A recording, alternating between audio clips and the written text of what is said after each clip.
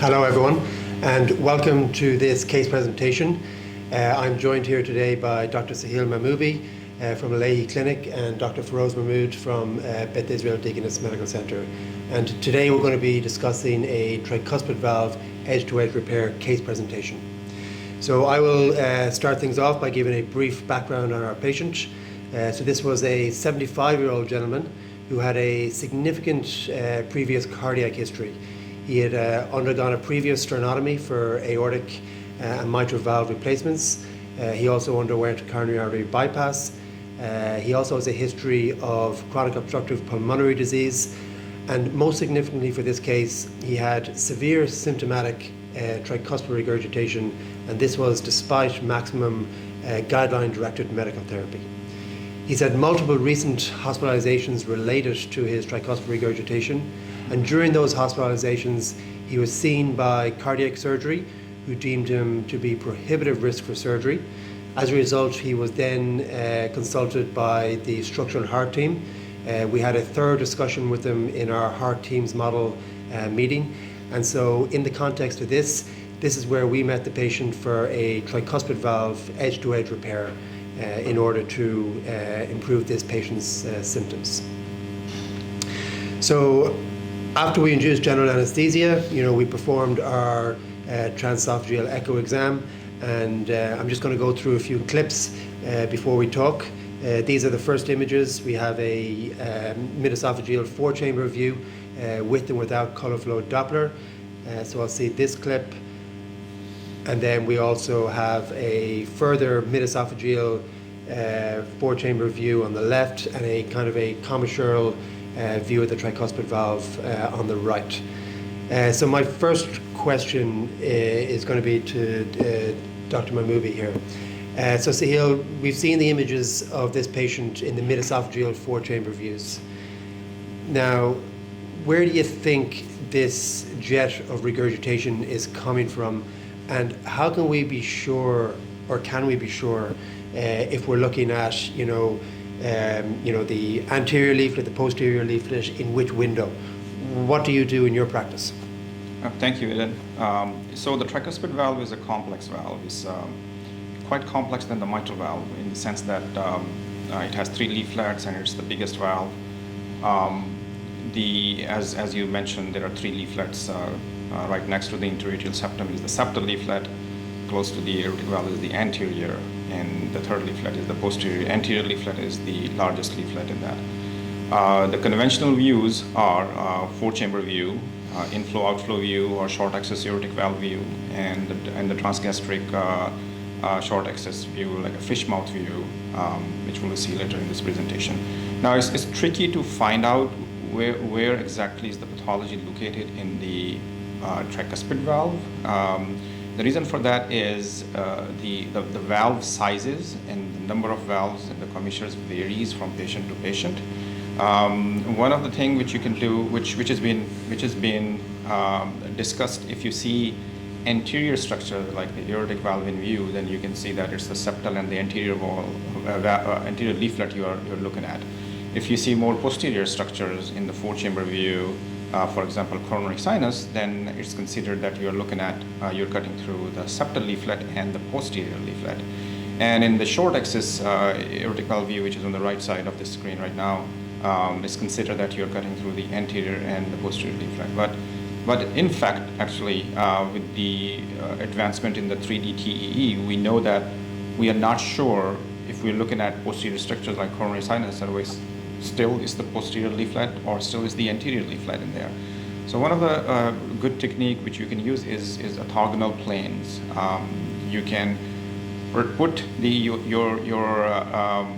with the reference plane, you can put the lateral plane cursor right on the anterior side, anterior leaflet. Now you're sure that in your lateral image, you are looking at the anterior and the septal leaflet. And if you move the cursor to the left side, now you are sure you are cutting through the posterior and the septal leaflet. So that technique is highly recommended and should be used quite oftenly to see where the pathology is located and where exactly is this regurgitant jet is located. Very good. And also, the motion of the heart in the mediastinum and the translational motion, means that, different leaflets may be coming in and out of view the entire time. So this is why there's a lot of ambiguity with relation to what leaflets were seen in what view with two-dimensional echocardiography. Feroz, a question for you. We have standardized views for performing mitral clip procedures. When you're performing a tricuspid valve edge-to-edge repair, what are the primary windows we use, and what are those windows used for? So that's a great question. So first of all, unlike aortic and mitral valves, tricuspid valves nomenclature and the imaging windows that demonstrate specific views are not fully well established. There's only one view, that is the transgastric basal short axis view, where you can see a fish mouth and can be rather certain which specific leaflet belongs to, which scallop belongs to which specific leaflet. But in the mid-esophageal windows, you can be certain of the one leaflet that you are always certain of, but not the other one. For example, in mid-esophageal short axis view, you can be certain you're looking at the septal leaflet, but the leaflet across can be anterior or posterior. Same way in the mid-esophageal RV inflow and outflow view, we can be certain of the anterior leaflet because of its proximity to the aortic valve, but the other one could be the septal or the posterior. And the same goes for the mid-esophageal modified bicaval view, in which you see one as septal and the other being anterior or posterior leaflet. So for two-dimensional imaging, in the mid-esophageal windows, we can be absolutely certain of one leaflet, and the other is purely a subject of interpretation. Very good. So this is just looking at that modified bicaval view, where we can see the septal leaflet, but we're unsure again, is this the anterior or posterior leaflet in this view? And in this, I can chime in this one, and that is that the most important part in tricuspid is keeping in view the two anatomical landmarks. As a matter of fact, I'd say three anatomical landmarks. One is the aortic valve, so anything adjacent to the aortic valve is considered anterior. Anything septal leaflet is always next to the ostium of the coronary sinus, and the septal leaflet is attached to the interventricular septum. So the aortic valve, interventricular septum, and the coronary sinus are the three most important anatomical landmarks to keep in mind before attempting to identify the leaflets. Very good. And just to talk briefly about what Dr. Mahmoubi was talking about, or using orthogonal plane imaging and moving your plane across the valve so that you're seeing different scallops. And this was an example here where, as you move this plane across the valve, you can see various scallops in your lateral plane. And then also looking at what we also described, which was our transgastric view, or equivalent fish mouth view of the tricuspid valve. And this view we are seeing, is good because we're seeing all three leaflets. As Feroz mentioned before, having reference planes here. So the aortic valve is down here in the bottom right-hand corner. So we know this is going to be our anterior leaflet, and our septal leaflet up here, and then it leaves us with the posterior leaflet. Now, Feroz, I have another question for you, because I'm looking at this valve and, I could convince myself that I'm seeing more than three leaflets. Is there any merit to this? Or So that's a very interesting point, and more recently appreciated, the presence of multiple infoldings and commissures in the tricuspid valve, giving rise to, I call it the valve of three lies, what makes sense to those people who went to Harvard, that this is, it consists of sometimes more than three leaflets, and we were traditionally taught that at any given scan plane you can see only two leaflets, but in this view you can see all the 3 or 4 leaflets. And the third lie about tricuspid valve is that it has a well-formed annulus. It does not. So the more we do concentrate now on the tricuspid valve, to consider the Cinderella valves, the forgotten valve, there are more than 3 leaflets in majority of the cases, and majority of the time, like in this specific patient, you can see that there is another commissure leaflet right over here, somewhere between the septal and the posterior, this is the posterior leaflet, this is the anterior leaflet, and this is a rather large septal leaflet. Even in this case, there's an accessory leaflet right here, Yeah. between the septal and the posterior leaflets. Yeah. In certain cases, it's difficult to get this fish mouth view of the tricuspid valve. What do you suggest in those cases? It's not that easy image to capture. Yeah. So as we said, it's a transgastric image. So and then I generally will move the probe over to the right, a bit of anti-flexion, and oftentimes I need to go slightly up on my omniplane angle. So whenever I'm getting this view, I'm generally at an omniplane angle of between 15 and 35 degrees, and that's what I found is kind of useful in obtaining this view. Yes, it is. So one of the tricks of getting this view is to first of all obtain a basal transgastric mid-short axis view of the left ventricle. Turn the probe to the right a little bit, anti-flex to get to the basal short axis, and then you have to rotate out to about 15 to 20 degrees, as Aidan pointed out, to get to this view. So this is you have to be we've never looked for this view in the past, and I think once we start looking for it, you can get that in majority of the patients. Not, of course, with that level of precision. Now, we've talked a lot about mid-esophageal views, we've talked about getting our transgastric views, and having done these procedures, there's a lot of manipulation between up and down the esophagus, in and out of the the gastric mucosa, so a lot of manipulation. And we also know from recent evidence that these patients undergoing structural heart interventions are at increased risk for both esophageal complications and injuries during the procedure. And this risk is actually directly proportional to, first of all, the length of the procedure, and second of all, to the number of probe manipulations in these patients. And patients undergoing tricuspid valve edge-to-edge repair have both of these factors for all their images. Feroz, what has your experience been with kind of dealing with this cohort of patients? Excellent. So this is as pointed out in this publication, that during cardiac surgery, the risk of complications related to transesophageal echocardiography is less than 1%. And as you can imagine, that you do the exam before the patient is anticoagulated. As soon as a therapeutic heparin is reached, the exam is stopped, you go and bypass, and the next exam is done in the temporal vicinity of the anticoagulation being reversed.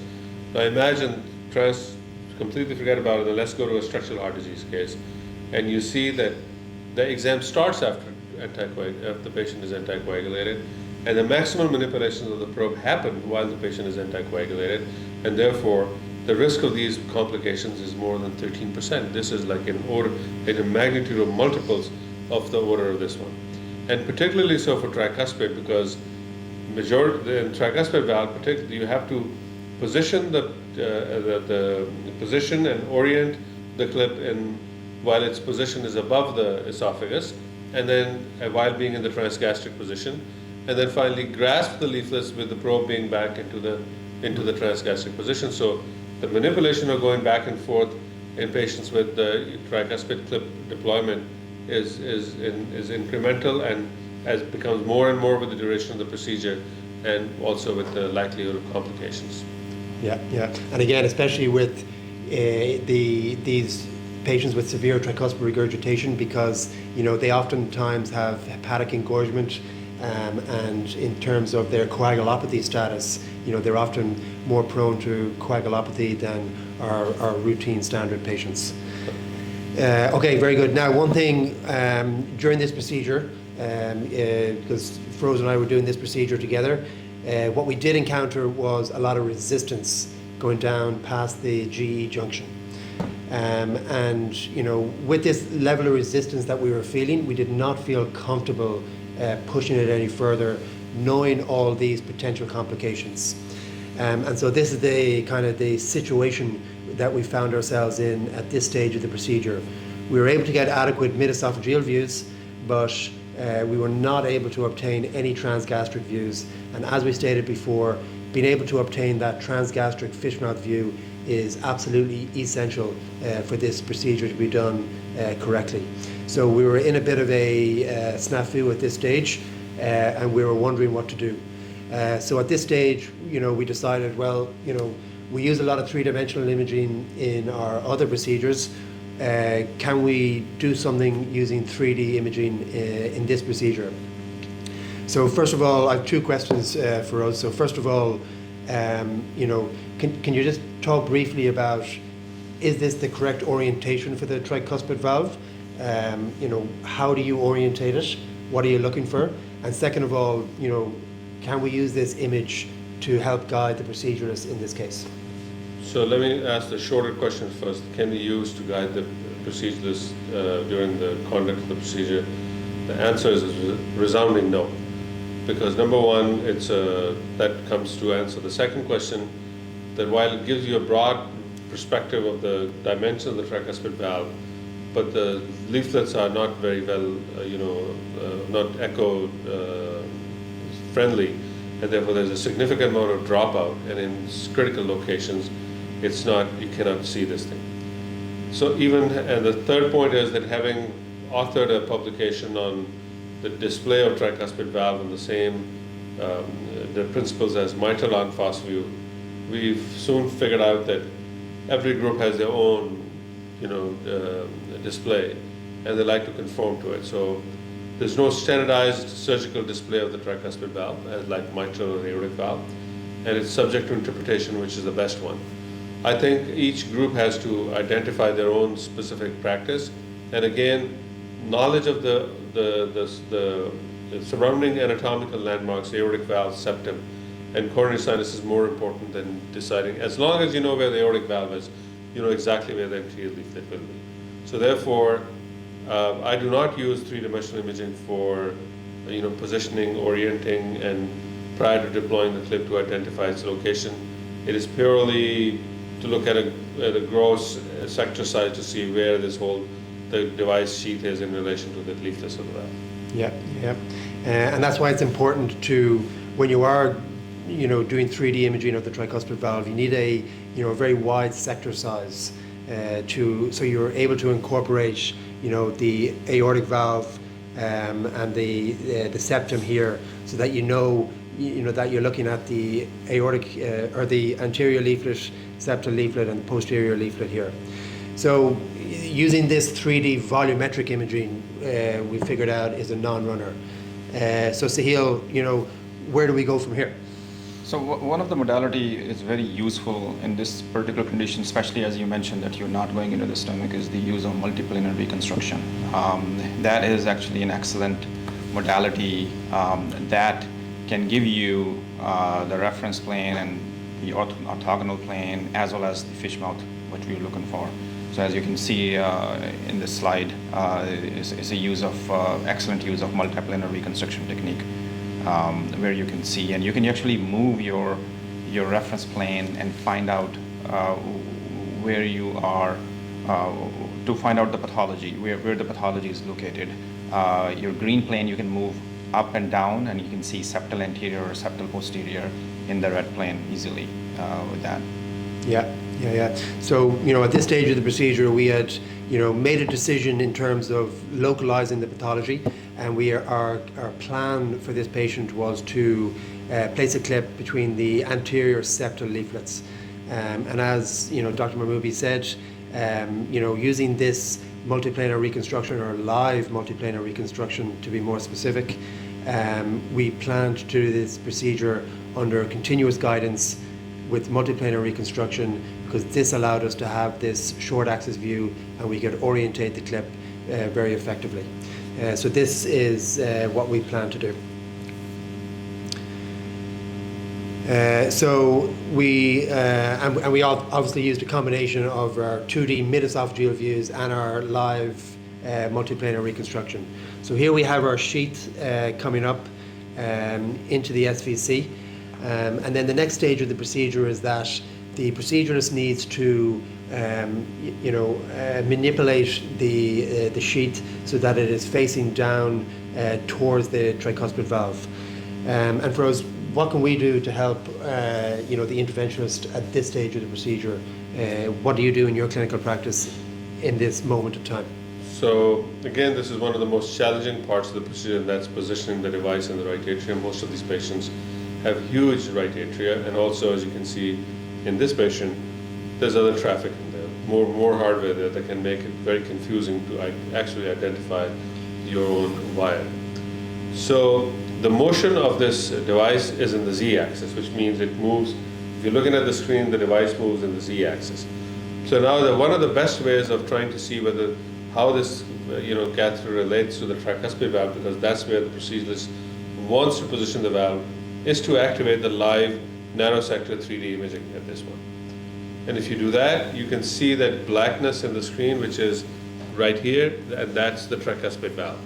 And so if you have a 3D image here, you can actually follow the catheter, turn into the z-axis and above the valve, and not lose track of the device, because it can be sometimes very disconcerting, particularly so that you are damaging some intracardiac structure or wall, making a hole somewhere, and trying to get the life much more interesting for the rest of the crew.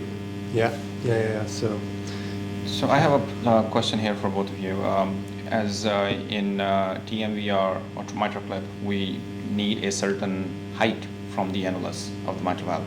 Is that something like that we have to guide the proceduralist? So the more height you have, the better it is. But it is different than the mitral, because you are coming across the intraatrial septum from above the valve.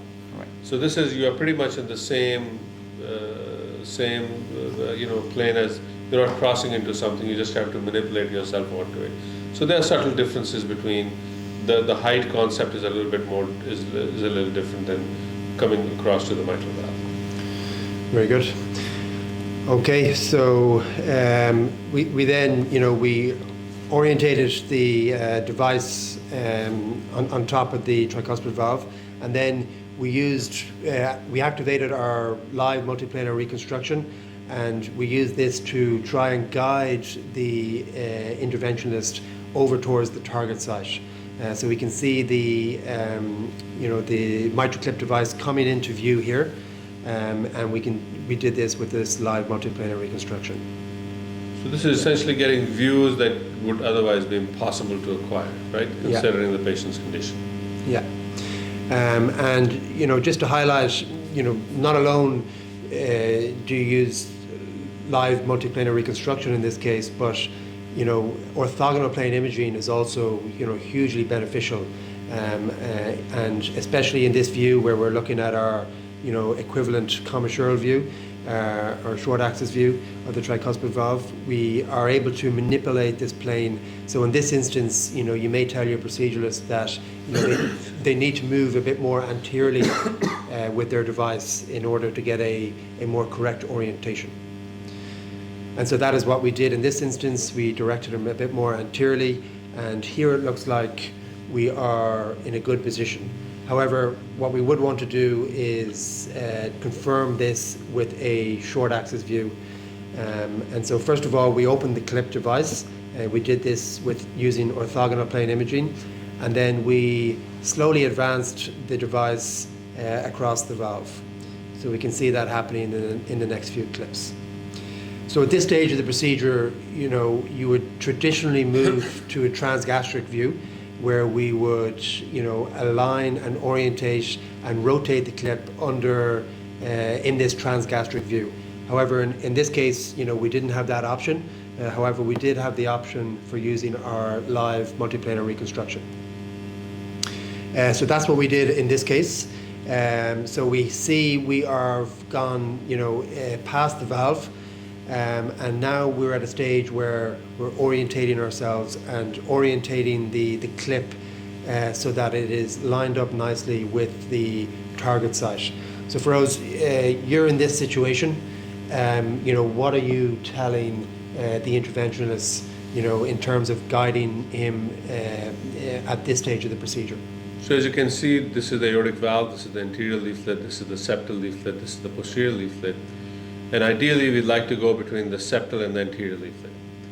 And the clip is somewhere central between the anterior and the septal leaflet. So I can be pretty confident that this is the septal and this is the anterior leaflet, this being the septal leaflet and the anterior leaflet here. And the clip's arms are not in line with the way if we want to grasp this leaflet and this leaflet.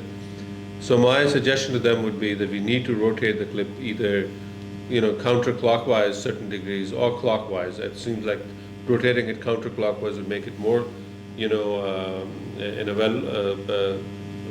good, better position to grasp both the leaflets, and to tell everyone that we start off by getting the anteroseptal leaflets and then move up rather than getting up top and then moving down, because that leads to a lot of shadowing and everything, and you can't grasp leaflets. Very good. Okay, so that's exactly what we did in this case, and so we got better alignment between the anterior and septal leaflets, and again this is done under the live image guidance here. So again, we are beginning to get a better leaflet contact with the device, and in this instance we can see that we did a good amount of anti-clock rotation in order to grasp or get between these anterior and septal leaflet. So our anterior here, our septal leaflet over here, in order to get good tissue grasp. Now you see that the clip has been rotated to include both the septal and the anterior leaflet here. Yeah. Okay. Very good. And this is us just performing. Again, we can see very good alignment here. We have grasped both of the leaflets, and in this short axis view, we can see that there seems to be a good leaflet grasp. And the thing is, in one important point is in both mid-esophageal windows, while we have been lucky in this case, sometimes the actual grasp of the leaflets can be a little challenging to demonstrate. And this edge of the leaflet going into the clip and being pulled into it on both the sides is a very reassuring sign that what we see up in the mid-esophageal windows is an actual grasp and not just merely a visual artifact that we grasp the leaflets. Yeah, indeed.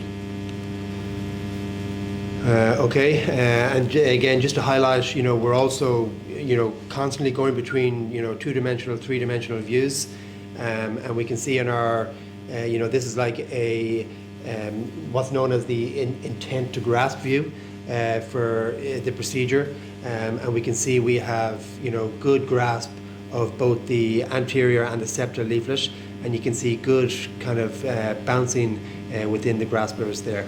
This is also done, much like a mitral valve edge-to-edge repair. We will do this under color guidance as well to make sure that we're in the vicinity of the area of maximal regurgitation. So again, this is just highlighting the use of orthogonal plane imaging, and again, you see here we are, very close to the aortic valve, so we can be pretty certain that we're looking at, the anterior septal leaflet, and we have this device, nicely placed between the two leaflets. So this is a good example of knowing one leaflet and knowing what the other one would be in relation to that. Yeah. Very good. So again, constantly flipping between all the various views. We were pretty happy at this stage, and we decided to deploy the clip at this stage. And then here we can see this is kind of our end result. We can see that there's good tissue grasp in the short axis view, and I don't have I forgot to include a color flow image, but we had a pretty good result from both a hemodynamic point of view in terms of reduction of the V waves on invasive monitoring, but also from a color flow Doppler point of view, and from others in disease of severity, we were quite happy with the result. Very nice. So Feroz and Aidan, it's a tri-leaflet valve, and in functional tricuspid regurgitation, it can involve like all three leaflets. In your experience, do you routinely have to use more than one clip? Most of the time, you're done with one clip. But like I said, it's the reduction in MR and tricuspid regurgitation severity is not as exact as it is for mitral valve. So that's why even there's a fifth grade of tricuspid regurgitation that's torrential. And sometimes you're still in the range of severe but not torrential. So the more important thing is it's very difficult to deploy the second and third clip. The first clip is usually the easiest, but subsequent clips begin to become more and more difficult. So, but we have, most of the time we deploy one clip. Rarely we've gone to the second, but the second one usually is a total flog and becomes very difficult to deploy those clips. Yeah. All right. Very good. So I think that brings us to the end of this presentation. I think the major, points that the audience should take away is, the tricuspid valve is, a very complex valve, difficult to image with two-dimensional imaging because we can never be fully certain, exactly what leaflets we're looking at. And this is where the added benefit of using, live multiplanar reconstruction, because you can, much better spatially orientate yourself with regards to the leaflets. And I think as the technology evolves, our imaging probes and machines are improving, constantly, and that we're able to get much better images to be able to do this with live 3D imaging. And this is definitely the way that these procedures are going to be done moving into the future, because as we highlighted, these patients are at increased risk for esophageal complications, and so we should be doing everything possible to minimize that risk. Thank you very much, and we look forward to your questions related to this case that we may answer in the panel discussion, and we hope you enjoy the rest of this symposium. Thank you, Aidan. Thank you. Thank you, Aidan.